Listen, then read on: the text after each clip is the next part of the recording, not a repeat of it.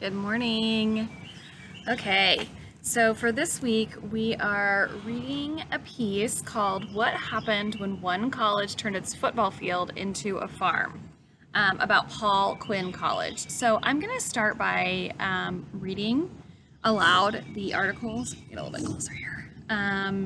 So you can just follow along. So you can just play this audio and then have your article pulled up in a different tab. All right, here we go. What happened when one college turned its football field into a farm? On the verge of closing its doors, a struggling college in Texas called a desperation play. It cut its football program and turned the field into a farm instead. A decade later, the decision has transformed an entire community. By Laura Beil for realsimple.com, October 31st, 2017. When Paul Quinn College was founded in 1872, it was the first institution of higher learning for African Americans west of the Mississippi River, a historic achievement. For more than a century, the school fostered a proud tradition. One graduate became a theater director and producer during the Harlem Renaissance, helping to launch the careers of Black actors during the mid-20th century. Another alumnus was elected to the Texas legislature. In 1990, the campus moved from its original location in Central Texas to Dallas and boasted 1,000 students. That means they had 1,000 students that attended, when you use boasted like that. But the coming decade brought deterioration to both academics and fiscal stability. Income dried up. Enrollment plummeted. It would eventually drop to 151. And most students didn't graduate. Yet through it all, there was football. The Paul Quinn Tigers kept playing, and in 2002, the team finished with a rare winning record. At its lowest point in 2007, the college hired Michael Sorrell, a 40-year-old lawyer with no experience in higher education, to become its fifth president in 5 years. No one else wanted the job. We were losing students left and right because, frankly, everybody thought the school wasn't going to make it, says Sorrell. When he arrived on campus, 13 buildings sat vacant, moldy and crawling with mice.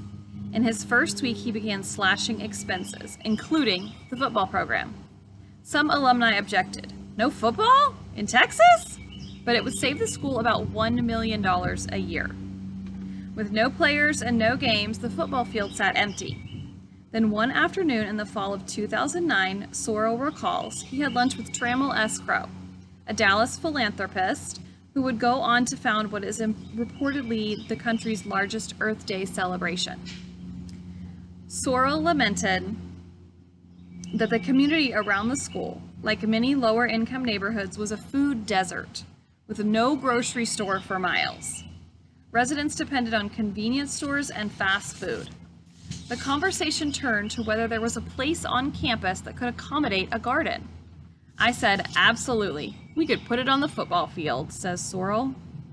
From the moment the idea struck him, Sorrell realized that a farm could change Paul Quinn's entire narrative. Problem was, the school didn't have an agriculture program. Staff members had never raised more than houseplants. The job of planting crops fell primarily to a faculty member with an economics degree. She started Googling. Sorrell remembers skeptics dismissing the effort as a publicity stunt.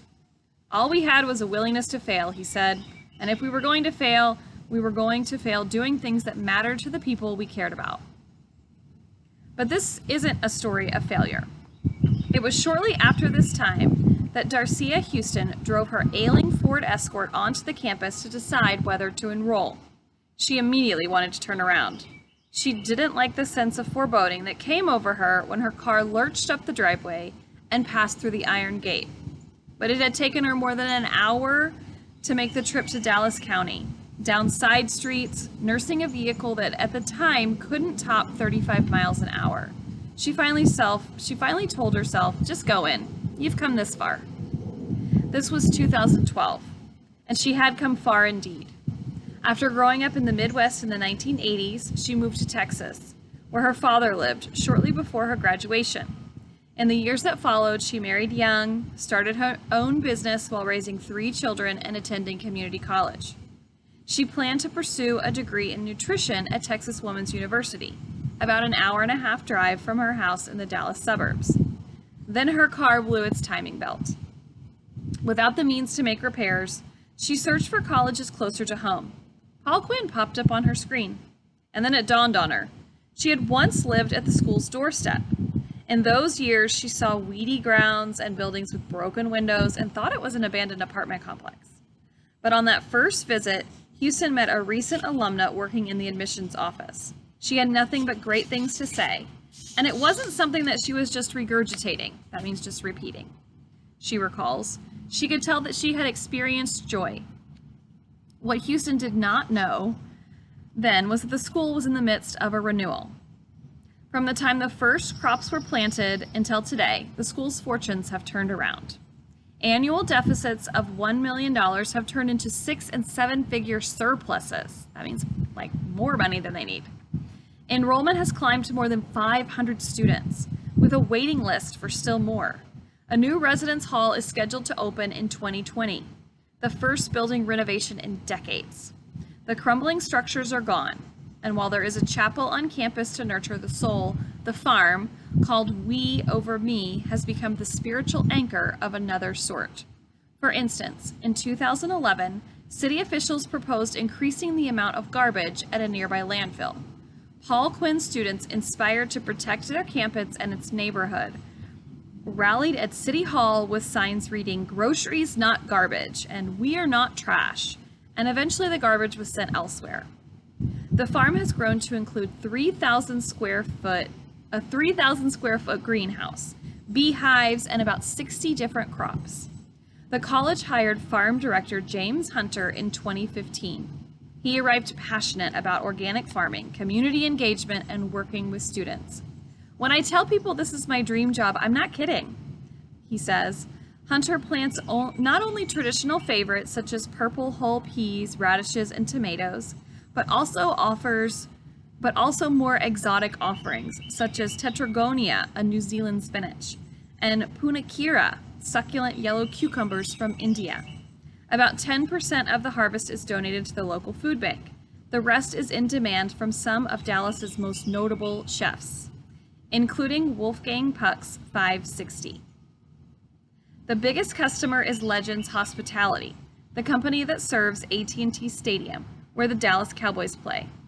Sorrell likes to joke that the school has sent far more kale to the NFL than it ever did players. But it did send at least one player, sort of. George Wasai attended in the 1980s, when it was Bishop College, which later closed and became the site of Paul Quinn College, when it moved from Dallas to Central Texas. He went on to become the director of Legends Food and Beverage Service. When he heard that vegetables were growing on the ground where he once kicked field goals, he drove down, offered to buy some of the produce. In the early days, he and his staff offered planting suggestions and even helped with some of the farm labor. Okay, moved inside because it was getting loud outside. Yes, there's a tent at my house. Don't ask. Continued. The stadium now receives about 12,000 to 15,000 pounds of produce each year from the We Over Me farm. During football season, the chefs might call in a 100-pound order of green beans every game day. If you're at the stadium, there's a good chance that the vegetables you are eating came from Paul Quinn, says Wasai. This past summer, Paul Quinn met a new milestone. The campus began hosting a farmer's market every Thursday afternoon to make it easier for local residents to buy fresh produce.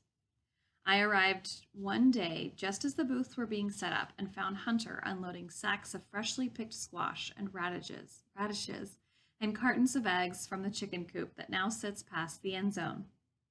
The farm gate now bears a picture of a new mascot, Spike the touchdown tomato. The bleachers were demolished to make room for the greenhouse, but the goalposts and scoreboard remain. At the old concession stand, a dry erase board maps out the locations of crops. Each quadrant is referred to as a down. In the third down, rows of peppers shine in the afternoon sun. Working at the market that day was Tiana Wright, a senior psychology major from Los Angeles. She learned about Paul Quinn and the farm at a college fair. The farm wasn't the sole reason she moved to Texas, but the idea of it made her curious. Growing up, she had rarely seen produce outside a grocery store or restaurant. Wright took a farm job as her work-study choice, showing up on her first day in the August heat wearing black sweatpants and long sleeves. She must have been really hot.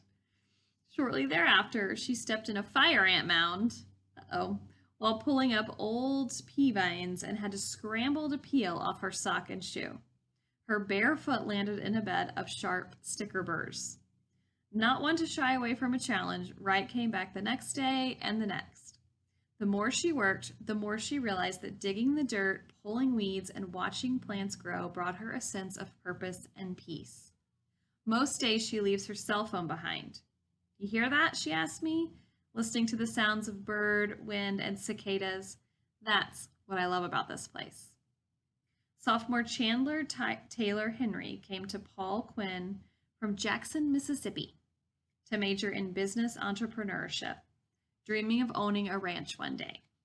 He walks to the farm nearly every afternoon to work. It allows me to get away from class and the stresses of being a college student, he says. It's meditation, basically. A lot of students come down just to clear their heads. Darcia Houston, who did enroll that day in 2012, also found her sanctuary among the plants. She grew up playing outside with cousins, and she has felt a deep connection to the outdoors her entire life. After graduating from Paul Quinn, she was offered a job in the admissions office. Given her approachability and the Hollywood smile, she was good at the job. But she felt so smothered under the fluorescent lights, she would walk outside whenever she could. Finally, she left her office job to become lead farmhand as she pursues graduate studies in integrative health.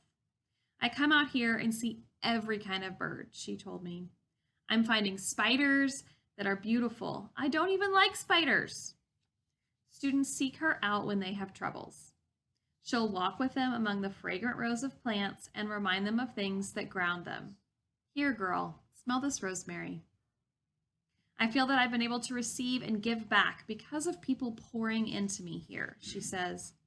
She understands the joy she saw in that admissions office 5 years ago, because now it is hers. 2 years ago, the school expanded its mission and partnered with a charter school for elementary and middle school students on campus, Trinity Environmental Academy, to use the farm as a teaching tool.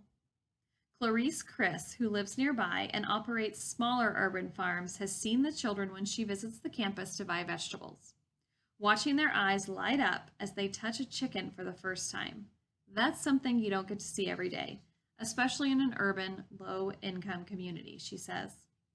Sorrel has an even bigger vision, that the farm might one day become self-supporting and include a restaurant.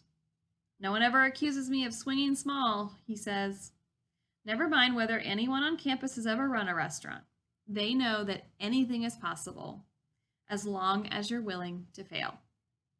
It's difficult to overstate how important the farm is. It has emotionally, intellectually, and physically helped transform our community. So that's the article. So what we're looking at this week is how nature and how our surroundings affect us, and how sometimes just being in a different place can automatically bring about more creativity, or the opposite if we're in a place that stifles creativity. So as you are working through the activities and the questions this week, that's what I want you to think about, is how do our surroundings affect us? And how did this change from a football field, a failing college that had 100 students, is now this thriving community and has provided all of these resources to the surrounding communities and has become this home base for so many. All right, reach out, send me a remind, send me an email, let me know if you have questions. All right, see you soon.